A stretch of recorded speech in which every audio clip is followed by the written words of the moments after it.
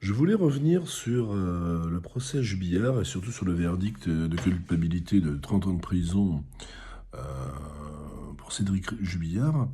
Et je m'interrogeais sur le fait que tout le monde reconnaît qu'il n'y a aucune preuve matérielle, mais en fait aucune preuve, mais que c'est tout à fait légal de juger quelqu'un euh, sur l'intime conviction. Voilà.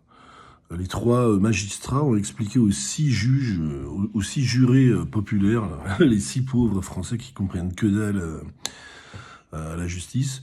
Vous savez, même s'il n'y a pas de preuves, n'ayez pas peur, n'ayez pas peur, parce que c'est de l'intime conviction. Nous, on fait ça tous les jours. Nous, voilà, on n'a pas de preuves, mais nous, c'est de l'intime conviction. Mais jusqu'à quel moment l'intime conviction n'est pas un parti pris ou n'est pas un préjugé, quoi. Je donne un exemple. L'accusé est arabe. Et le juré, il se dit, bon, il n'y a aucune preuve contre lui, mais bon, moi, j'aime pas trop les arabes. J'ai vraiment l'intime conviction que cet arabe est coupable. Voilà, il va dire, oui, je vote 30 ans de prison pour ce type parce que j'ai l'intime conviction que c'est lui.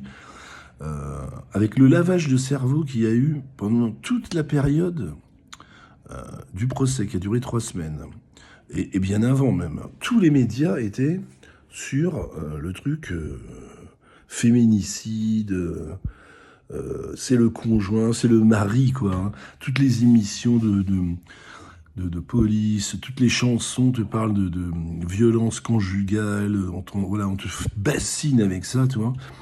Et donc, alors on dit au juré, non, mais par contre, pendant la durée du procès, ne regardez surtout pas les émissions. Tu parles, il fait ce qu'il veut, le juré chez lui, il a regardé ou pas, quoi. Mais de toute façon, bien avant le procès, le lavage de cerveau a déjà été fait, et donc, il dit oui, il n'y a pas de preuve, mais ouais, je sens dans la tête que c'est le mari, quoi. C'est lui, ça doit être lui, tu vois.